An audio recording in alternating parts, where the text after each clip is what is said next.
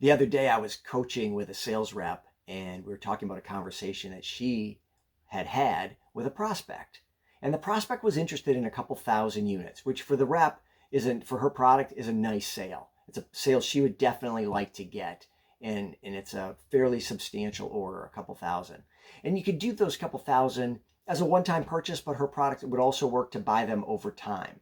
And it was unclear how the customer was planning to purchase yet. They hadn't quite gotten that far.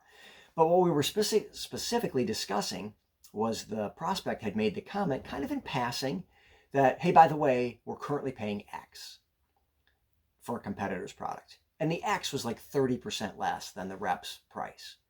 And so she said, it wasn't confrontational. It wasn't a big deal. It didn't feel like the prospect was trying to draw me into a conversation about price, but it reminded me that there's a pricing conversation coming. And of course, there's a pricing conversation coming. If you're in sales, you know there's always a pricing conversation coming. And you need to be ready for it. You need to expect it, and you need to approach it from a position of confidence. So how do you do that? So the rep and I were talking.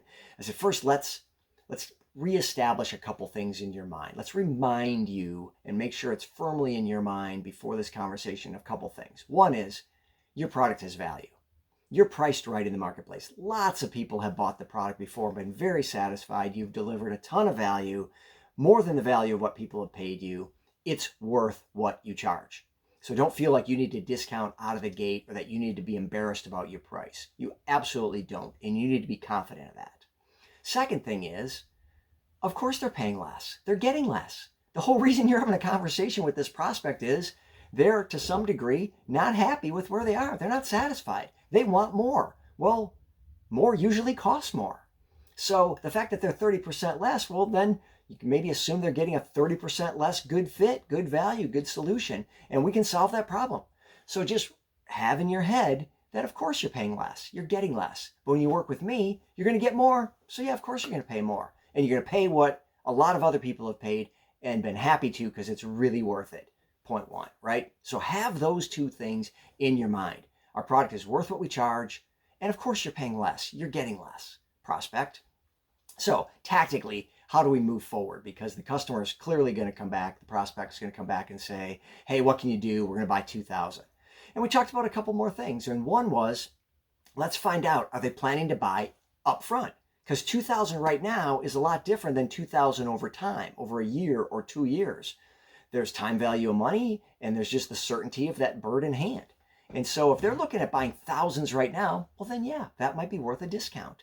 But if they're planning on buying them over time, well then maybe not, or maybe not as big a discount. So how do you find that out? Well, like with most things, you want to control the conversations with your questions. Just ask, hey, were you thinking of buying those couple thousand up front? When they say, hey, by the way, we're looking at buying a couple thousand, what kind of deal can you give us? Say, oh, were you thinking of buying 2,000 right now? And if they say, well, no, like over time, okay, well, now you know. You don't need to respond to that, but now you know. Or if they say, yeah, right now. Or if they say, well, maybe not all of them right now. Oh, like how many were you thinking right now? Maybe 1,500? Draw them out a little bit. Find out, get the facts before you respond, especially with numbers. So that's one thing, is make sure you understand what are the terms here. The second big thing is, when they say discount, what do they mean? You don't know. They might mean 5%. They might mean 50%. And there's a big difference. And if they say, what kind of deal can you get me? And you want to jump in and go, oh, I can give you 10%. Well, if they were thinking 5, touchdown, now they're going to even go for more, and you could have maybe closed the deal at 5. But if they're thinking 50, well, now you're so far apart that they're unhappy, and now you're starting from behind, and it's adversarial, and that doesn't work. So let's try to get them to give us a number. And there's a couple ways you can do that. One is, when they say what kind of deal or what kind of discount, just mirror those words. Just say discount and see what they say. They're likely to respond to that with a number. They're likely to tell you, yeah, like 20% is what we were thinking. And they say, what kind of deal can you give us? Deal? Yeah, like 5% off. Now you know, now you've got a number. Another way to do it is to be a little more direct with a question. Say, well, what were you thinking? And get them to give you a number. Before you go, they need to go. And if they say something like 10 or 20 or something more than you'd like to go, if you're thinking more 5, and just stop and say, well, I'm not sure I can do that. And they are likely to negotiate against themselves and give you another number. If they say, yeah, like, so here's a little conversation. They say, hey, what kind of deal can you give us? And you say, well, what were you thinking? And they say, well, I don't know, like 20%. And you can just stop and go, oh, I don't know. I don't know if I can do 20. They might turn around and go, well, I don't know, like maybe 10 then. They're going to negotiate with themselves. You just got them to go from 20 to 10 without doing anything, without giving your number. So get that ballpark number from them and make sure that you work it a little bit with a couple of responses of just basically saying no. Like, I don't know how I can do that as a no. Not sure I'm going to be able to do that, and see if they'll negotiate against themselves and get to a number. And when they're finally at their number, and if now it's your turn, well, now you know. Now you know they're thinking 40. Now you know they're thinking 4. Whatever they're thinking, now you know. And now you can come back and respond.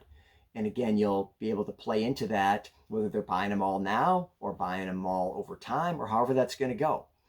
But it comes back to having in your mind, my product is worthwhile.